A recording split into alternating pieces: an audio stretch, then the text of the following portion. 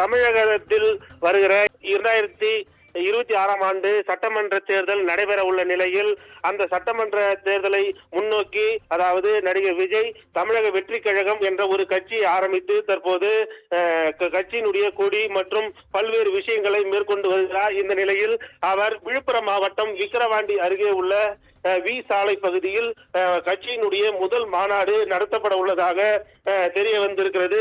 அதன் அடிப்படையில் அந்த கட்சியினுடைய பொதுச் செயலாளர் புஷ்லி ஆனந்த் விழுப்புரம் மாவட்ட ஆட்சியர் அலுவலகம் மற்றும் விழுப்புரம் மாவட்ட காவல் கண்காணிப்பு அலுவலகத்தில் வி சாலை பகுதியில் வருகிற செப்டம்பர் மாதம் 23ஆம் தேதி அந்த கட்சியினுடைய மாநாடு நடத்த அனுமதி கோரி இருந்தார். அதன் அடிப்படையில் தற்போது காவல்துறையினர் மற்றும் அந்த கட்சி நிர்வாகிகள் அந்த வி சாலை பகுதியில் ஆய்வு நடத்தி உள்ளனர். அதனைத் தொடர்ந்து வருகிற 3ஆம் தேதி அல்லது செப்டம்பர் மாதம் முதல் வாரத்தில் தமிழக வெற்றி கழகத்தினுடைய கட்சியினுடைய தலைவர் விஜய் அந்த பகுதியில் விரிவான ஆய்வு மேற்கொண்டு அந்த பகுதியில் மாநாடு எந்த அளவுக்கு திட்டமிட்டபடி நடத்த முடியும், மக்கள் எவ்வளவு வருவார்கள், தொண்டர்கள் எவ்வளவு வருவார்கள், அவர்கள் பாதுகாப்பு வசதிகள் எப்படி செய்யப்பட வேண்டும், மேலும் அவர்களுக்கு உணவு உள்ளிட்ட பல்வேறு விஷயங்கள் எப்படி செய்யப்பட வேண்டும் என்பதெல்லாம் குறித்து ஆய்வு செய்ய வர உள்ளதாக தற்போது தகவல் வெளியாகியுள்ளது. மோகன்ராஜ்,